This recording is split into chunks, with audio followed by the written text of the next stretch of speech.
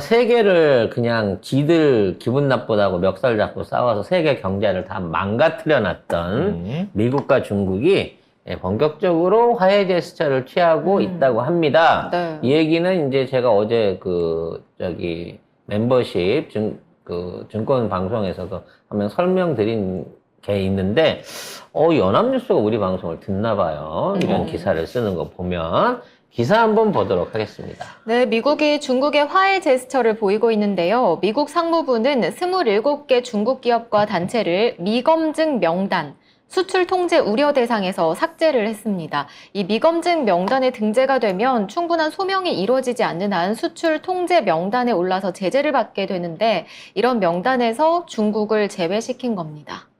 그러니까 데이비드 캠프에서 중국 욕하고 그 다음에 아니 괜찮아 이렇게 통제 제외. 그게 뭐야? 그러니까 욕은 우리한테 시킨 거잖아. 그리고 무슨 뭐 핵무장부터 시작해가지고 네. 위험한 건 우리가 다 떠안았잖아. 뭐 대만도 대만 얘기하고 러시아 우크라이나도 가고 미친. 저 남중국해도 가고 우리가 다 갈게라고 하면서 정작 일본하고 미국은 이거는 그 무슨 한미 동맹이나 미일 동맹 같은 그런 거랑은 전혀 다른 차원인 거고, 우리 이거 혹시 동맹을 맺는다고 하더라도 자동 참전 안 해.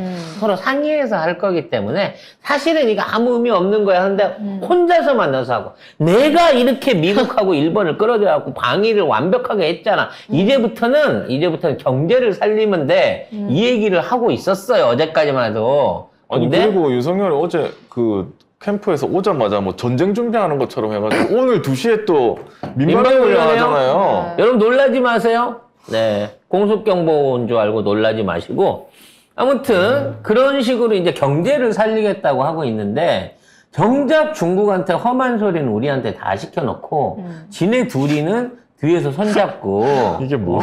서로 수출 규제 풀어주고 그래서 자원 수출 풀어주고 뭐 이런 식으로 딜을 쳐버렸다는 거예요. 거기다가 미국 상무장관이 방중한대요. 또 곧 방중한대요. 그러니까 이제 구체적인 물품이나 이런 것들, 그 다음에 무역 재개 규모, 공급망 확대 이런 얘기들 하겠죠. 우리만 뭐가 돼? 그러면 중국하고 미국이 친해져가지고 물건을 막 사가.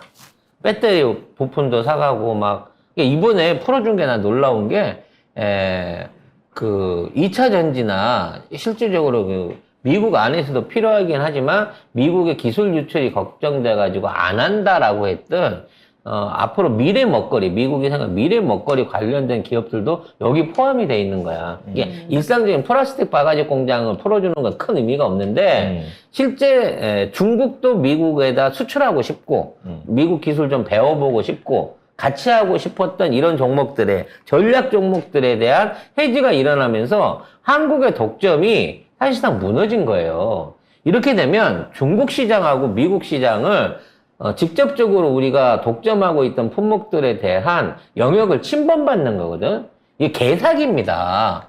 규제하라 그러고 물건 팔지 마라 그래 놓고 결국 지들끼리는 합의를 봐요. 네. 여기에 결정적인 게 뭐냐면 중국이 금리 인하를 또 했어요. 추가로.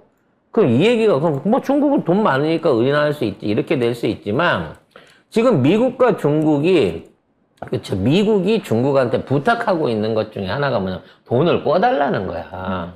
응? 근데, 돈을 꿔주려고 하면 돈을 꿔줄 수 있는 여건이 조성이 돼야 되잖아요. 지금 미국은 기존에 있는 그 부채 한도 비율 협상을 실패해갖고 내년까지 모자라는 돈을 떼올 데가 없어요. 그래서 지금 미국이 구할 수 있는 돈은 미국의 채권을 팔아가지고 그 채권을 담보로 해서 돈을 외국에서 땡겨오는 건데, 지금 세계 경제 상황을 봤을 때 미국에다 돈을 빌려줄 수 있는 국가는 지구상에 중국밖에 없어. 근데 문제는 뭐냐? 지금 너무나 미국의 미국은 달러화죠? 미국의 달러회가 위태롭다라는 얘기가 나오면서 금리가 너무 높아져 있는 거예요. 채권 금리가 너무 높아. 그만큼 위험성을 얘기하는 거지. 그래서 이만한 위험성을 안고도 돈을 빌려줄 국가가 없기 때문에 점점 더 채권 채권 이자들이 비싸지고 있는 상황이란 말이에요. 미국 정부는 이 이자를 감당할 수가 없을 정도로 이게 커져가고 있는 상황인데 여기에 중국 정부가 금리를 추가로 더 내림으로써 미국하고 한국하고 중국하고의 금리 차이가 예전에는 약간 평행한 수준, 거의 비슷한 수준을 유지했다고 하면 지금은 완전히 도미도가 돼버린 거예요. 즉 미국 금리가 우리보다 높은 거 알잖아요. 미국이 우리보다 높은 금리를 쓰고 있는데 우리는 그 중간 단계 금리를 쓰고 있었어요. 근데 일본하고 중국은 우리보다 훨씬 낮은 금리를 써. 이렇게 되면 어떻게 되냐면 환율이 떨어져요. 누가 중국이나 미국에다가 돈을 안 넣는단 말이야. 왜? 여기다 은행에 넣어봐야 이자가 안 나오니까. 근데 금리를 이렇게 내려주면 이 돈이 자연스럽게 금리가 높은 국가로 올라갈 수 있는데 지금 미국이 금리가 제일 높기 때문에 지금 중국 안에 투자되어 있던 외국인 자본이나 중국에서 자본을 투자하려고 하는 사람들이 중국 시장보다는 미국 시장 쪽으로 들어가게 되는 거고 그만큼 들어가는 돈만큼 미국의 채권 가격이 떨어지고 채권이 판매가 되고 그만큼 생기는 돈으로 갖고 미국이 내년도 대선까지 바이든이 숨통을 돌릴 수 있게 되는 거예요. 그거를 지금 중국이 해준 거야. 그래서 마찬가지로 규제도 풀어줬고, 근데 이제 상무장관이 중국에서 만나잖아요. 그럼 연말까지 엄청나게 청구서를 낼 거예요.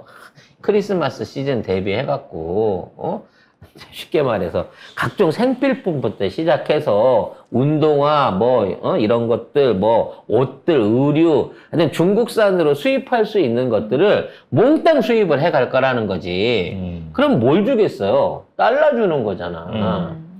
미국의 달러가 옛날에는 석유를 사고 하고 있는데 절대적인 가치를 가지고 있었기 때문에 예전에는 수출이 늘어나는 게 좋았지만 지금 중국 입장에서는 우리 미국 달러 그렇게 필요 없는데 최소한 석유나 원자재들은 중국 돈으로 다 결제할 수 있는데 미국 달러 이렇게 많이 받아서 우리 소용없어 라고 하면서 미국 돈을 안 받아줬단 말이야.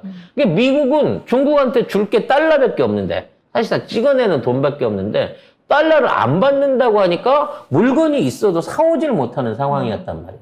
그래서 인플레이션이 일어난 거야. 물가가 올라간 거야. 전 세계에서 미국이 풍족하게 쓸 만큼 물건을 제조해 줄 수 있는 국가는 현재까지는 없어. 베트남이나 인도네시아나 이런 쪽에서 아무리 물건을 만들어서 공급한다고 해봐야 3발의 피밖에 안 되는 거기 때문에 중국한테 당할 자가 결국은 없지. 중국한테 당할 자가 없는 거고 이렇게 중국이 이거를 늘리는 대신에 아마도 중국은 외교적으로 우크라이나 문제라든지 유럽에서의 중국의 경제적 영향력 확대라든지 중동 안에서의 미국의 권력을 내놓는다든지 또는 아프리카에서 미국이 빠지고 중국이 그 역할을 대신한다든지 이런 외교적 헤게모니를 요구할 가능성이 높다는 거예요. 그럼 중국하고 미국은 더더욱 친밀해지는 거야. 전 세계에 중국하고 싸우고 있는 나라는 딱 우리나라 한 나라밖에 없다니까 지금. 이게 뭔 짓이냐고. 골 때리네, 골 때리네. 16개월 연속 적자래잖아. 왜? 중국이 우리 물건을 안 사줘서. 근데 이 상황에서 또 한미일 회담에서 안보 증진한다고 사실 얻어온 거 하나도 없거든요. 네. 우리가 핵무장 선언하면 우리가 직접 만들기 전에야 핵이 어디서 생겨요? 미국 그냥 준대? 가져야지. 미국도 안 준대, 한국에는. 안 가져오죠. 이런 상황에서 중국의 나쁜 짓은 다 해놓고 네. 심지어 조선일보가 이랬어요. 21일에 국제 질서 저해 한미일 협력체 중국 겨냥했다. 중국을 겨냥했는데 미국하고 중국은 잘 지내네 아주 그냥. 우리는 그래서 특히나 중국이 대놓고 우리한테 얘기했잖아. 너네 거기 껴있어봐야 먹을 거 없어. 나오면 네. 상상할 수 없을 만큼의 파격적인 수혜를 준다 그랬잖아. 네, 그 못 알아듣죠. 근데도 얘는 필요 없대. 차라리 상상할 수 없는 수준의 마오타이를 준다고 하면 술? 윤석열이가 혹시 대중관계에 대한 이걸 바꾸지 않을까라는 그런 생각을 해보게 되네요. 중국이 그래서 빡쳐서 캠프 데이비드에서 냉전의 한기를 발산한 한국, 미국의 바둑돌이 되지 말라라고까지 했습니다. 결국 대놓고 일본도 있고 미국도 있는데 한국한테는. 아니 우리는 딸려가갖고 가서 그냥 참석하고 온 것뿐인데 네. 캠프 데이비스에서 지금 남중국해의 영유권을 위협하는 불공격적인 행동을 했. 그게 우리나라야 지금. 가만히 있었을 뿐인데 다른 두 나라가 뒤로 물러나는 바람에 우리가 선두가 그렇지. 돼버린 거죠. 그래서 갑자기 걷다 보니 네. 총알바지 딱 이 분위기가 지금 돼 있는 거예요. 나는 북한은 안 무섭다니까. 북한은 진짜 자기들이 진짜 그 자결해야 될 최후의 수단 아니면 핵 쏘면 같이 다 죽는 거지. 핵 쏘면 같이 죽는 것 같긴 한. 안 터뜨린단 말이야. 어느덧 돌아보니 우리가 세상의 맨 앞.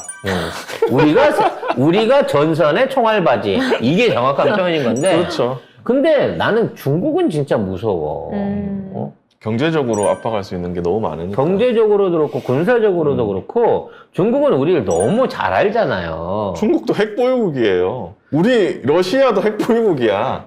북한도 핵보유국이지만 아니 왜 이렇게 이런 왜 이렇게 나라들한테 무모한 싸움을 해? 무모하게 덤벼들려고 그러지? 어떻게 뭐 저 시진핑 숨겨놓은 아들을 인질로 잡고 있는 거 아니고서야 도대체. 어떻게 이렇게 무모한 외교나 이런 안보나 경제 정책들을 하고 있는 건지 이해가 안 돼요. 이해가. 이게 경이 눈치를 좀 본 건지 아닌지는 모르겠지만 어제 국무회의에서는 중국 배제한 건 아니다. 중국을 적대시하려는 의도와는 거리가 멀다고. 네가 말을 그렇게 했잖아. 의도는 어쩔지 모르지만.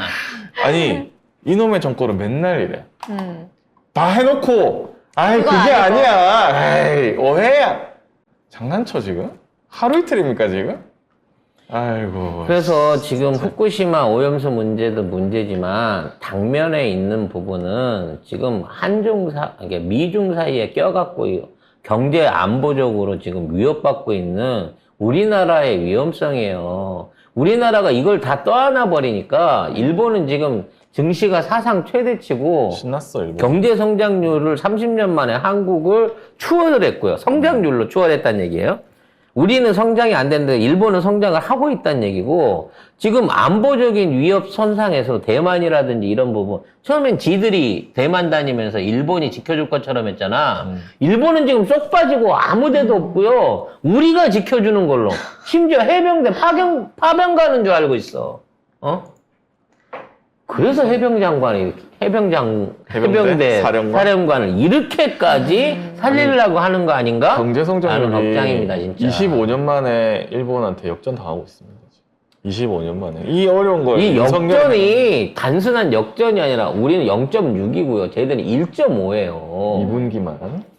사실 일본은 지금 추세면은 연 6% 성장입니다. 6% 성장은 사실 선진국에선 거의 일어나지 않는 일이거든요. 있을 수 없는 일이에요. 선진국 1, 2% 뭐. 저 동력 없던 일본이 도대체 뭐를 가지고 1년 만에 이렇게 경제를 바꿔내냐고. 윤석열 말고 변화된 게 뭐가 있어. 저 성장률이 우리나라한테 와야 되는 거예요, 원래는. 근데 일본은 다 간 겁니다.